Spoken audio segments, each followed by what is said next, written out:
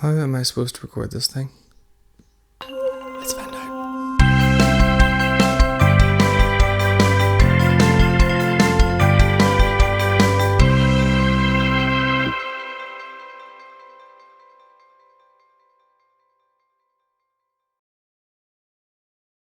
Hey everybody, welcome back to the Music Guide.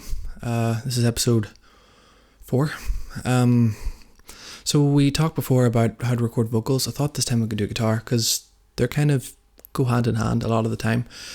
People who are doing these smaller things will usually be doing like sort of a guitar vocal or a piano vocal. We will be doing piano as well once I actually get hold of one. But today we're actually going to be doing guitar. So we're actually going to be using my little guitar here. Or we might use a different guitar as well. We'll see what happens. But this is going to be about recording and layering guitar. So we'll be looking at ways to record guitar better when you only have one take. So if you're doing like a live session or something like that, and then we'll also be looking at ways to overdub guitar and making it sound better. So I think we should start with what we're actually going to be doing. So we're going to be recording 2 different mic techniques. One is going to be a mono mic technique, so that's one microphone, and one's going to be stereo, so that's 2 microphones. So the first one's actually going to be done with my little CO1 microphone. It's from Focusrite. It comes with the little Focusrite bundle that we looked at in the first video. I thought it'd be a good opportunity to show you guys how that thing sounds because it's actually a pretty good mic, and it's definitely worth getting with the wee bundle. And then for the stereo, we're actually going to be using 2 little Behringer small diaphragm condenser microphones. The difference between them and the large diaphragm condenser microphones that we were talking about is they are just more sensitive to high end and cut a little bit more low end out of it. They're actually preferred for acoustic guitars, just because they're like brighter. They'll make the guitar more shimmery and whatever. I'll use a lot of weird words to describe how it sounds, but yeah, that's pretty much what it does. So yeah, we're going to be starting with the mono mic technique. So let's get to it. Right. So here we are with the first mic technique. This is the mono mic technique, the one mic technique. So what I have here is I've placed it at around in line with the 12th fret, but pointed inwards towards the sound hole. What I found is this gives like a good balance between sort of the bassier sound that you get from the sound hole, but then also the more scratchy fingery sound that you get from up here. This is actually a little mic technique I learned from Recording Revolution. It's a really big recording channel. Helps me out quite a bit when I was first starting. So yeah, that's it's definitely something you guys can check out as well. I'll probably link it in the description because this is his technique. This is something he does. But yeah, it's awesome. I actually really like this technique. Yeah, it's basically in 12th fret, point towards there. So we're actually going to record 2 takes. We're going to do one in G, just a G 4-chord sequence, G, B, E minor, C, normal stuff. And then we're going to put the capo on, 7, and play the same thing, but the C chord shapes, just to give it a bit of, it's just a different sound, and they sound really beautiful when they're blended together. So yeah, I'll be showing you guys what that sounds like when you actually blend them together, and you'll also get a wee review of how this microphone goes too. So yeah, without further ado, here's the recording.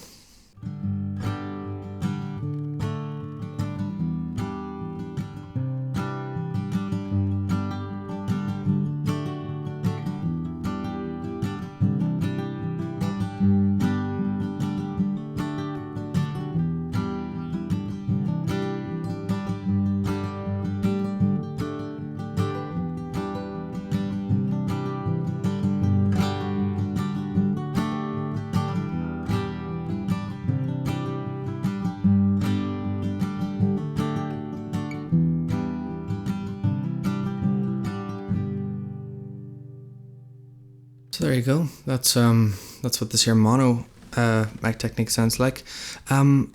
If you're recording live and you're doing like a live session, so say you got a vocal and guitar going and that's it, and you don't have the option of overdubbing later, then I'm actually going to show you a stereo mic technique which will help you just get a little bit of a wider guitar sound. You can sort of pan them left and right, sort of fill up the recording a little bit more, and keep it from making it sound a little bit too centered.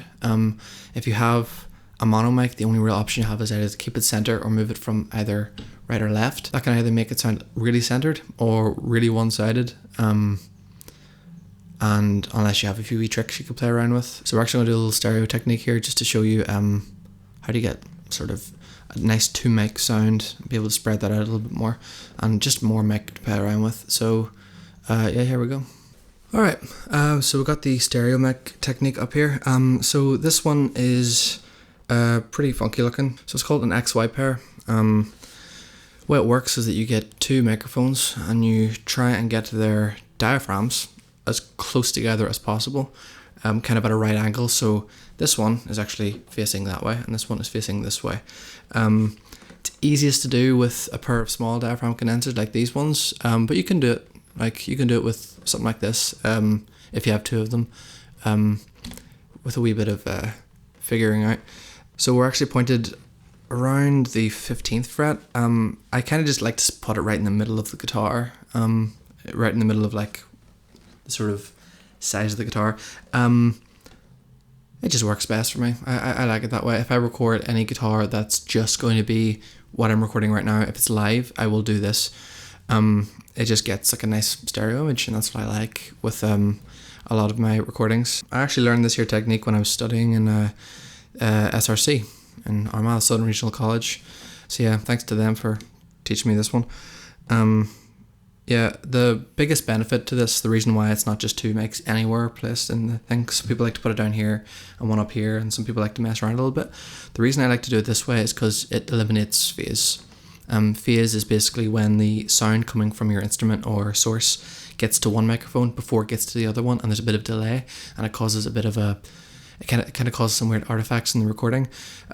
Because these are so close together, the sound can't actually hit one before the other in a way that is noticeable to the human ear. So yeah, it works pretty well for that kind of thing. But yeah, we're going to see what that sounds like. I'm going to record one on its own, and then I'm going to blend that in with the ones we recorded earlier with the mono mic technique, just for a bit of fun and to show you guys that you can also use this here to layer up stuff and it gets a wee bit of a different effect. So yeah, let's see what happens now.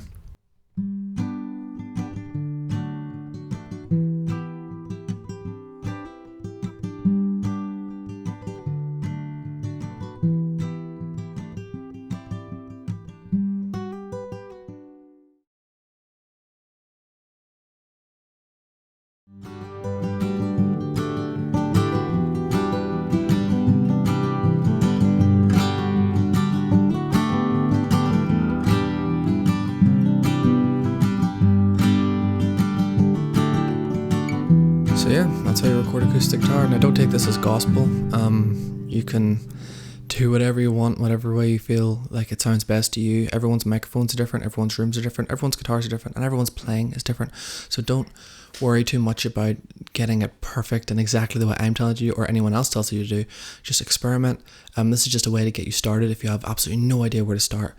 This is just a way to get you up and running, and then play about, mess around, record different ways, and see what comes out. Because maybe you'll find your own guitar sound that nobody else has, and that's honestly the best result you can ask for, if you ask me.